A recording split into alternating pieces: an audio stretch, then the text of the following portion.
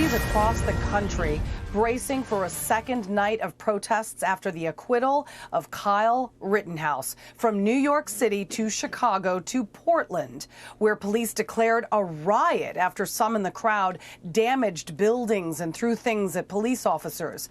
The demonstrations happening after a jury found Rittenhouse not guilty of all charges connected to a shooting in Kenosha back in 2020.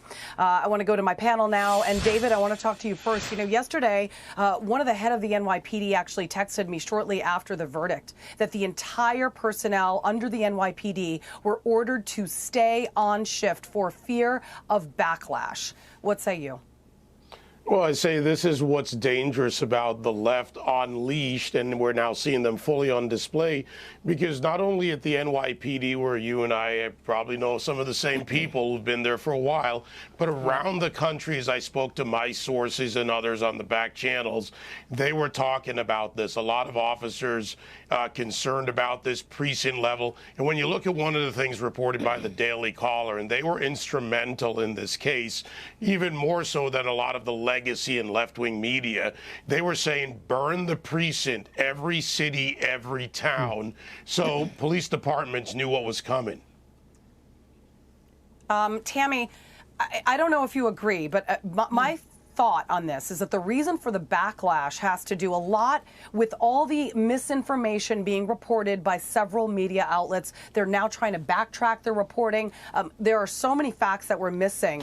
Case in point, many Democratic politicians questioned whether, Rittenhouse was there in Kenosha the night of the shooting. It turned out he was already in Kenosha. He had family there, including his father. The gun was also in Kenosha. It also turns out the gun was not illegal, which is why the minor carrying a weapon charge was dropped. He was working in Kenosha. All of this is what has enraged America. Well, but look, I think I would disagree in some sense that it's like any excuse. When you talk about Portland is upset and Portland is burning things down, what's new, right? It's like any excuse. And they don't care about the facts of the matter. They never have, even about the police. As the police have been effectively de facto defunded in so many of these cities, things have gotten worse. And that's fine with these individuals. I mean, look, I think that what has also made this a bigger problem, and I think you guys might agree with this, are the comments by office holders, like here in New York.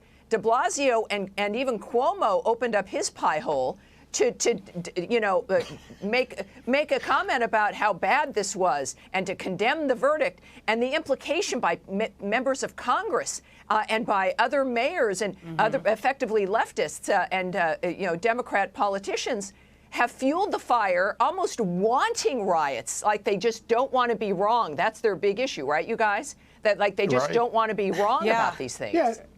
Well, they're not backtracking. They're actually doubling down and tripling down, Julie, if you think about it. And Tammy, Charlie, hi, good to see you. But they're doubling down and tripling down. They're pushing the lie, and it's gone international. This is a very dangerous thing. Charlie, first of all, she's talking about Democratic politicians and members of Congress, but it's not just members of Congress, it's the President of the United States, because when this happened during his election, during his campaigning, the President called him a white supremacist. He could actually be, found guilty for defamation. I mean, it's an actionable comment that he made.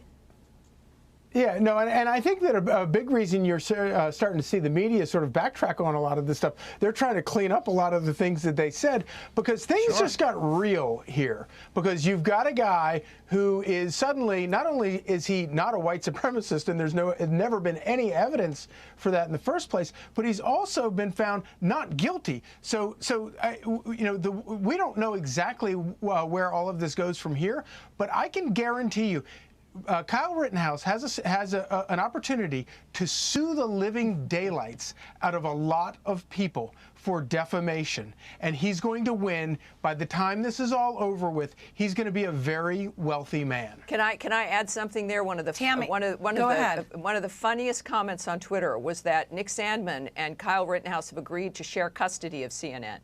I mean, this is when you're looking at who's been suing and as though they didn't learn anything from before.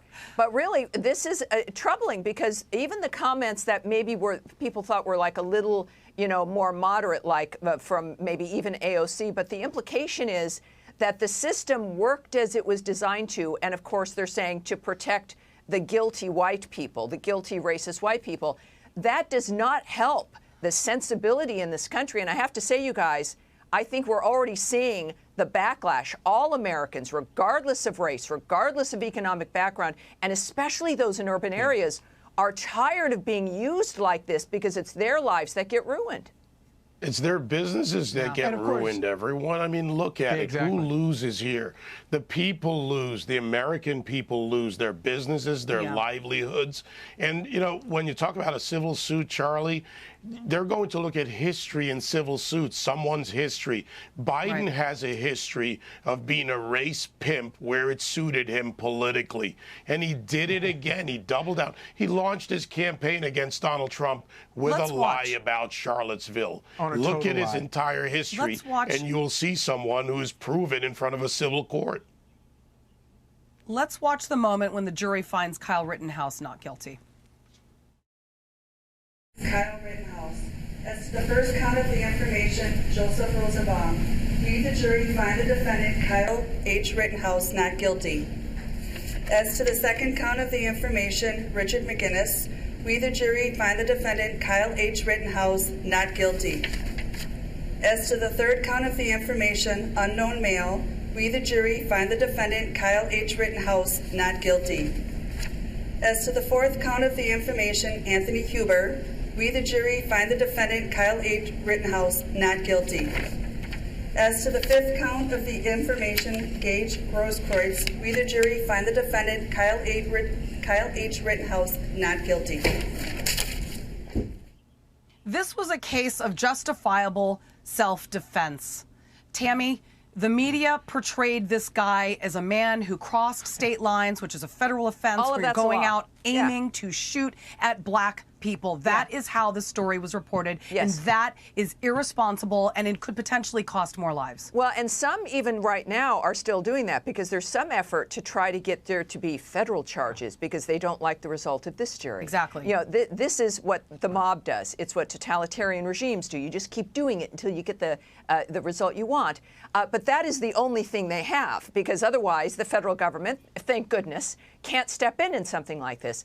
But what you saw there, of course, he had to wait until the fifth verdict, because sometimes we see the baby getting cut in half. It's like a compromise if a jury is frightened.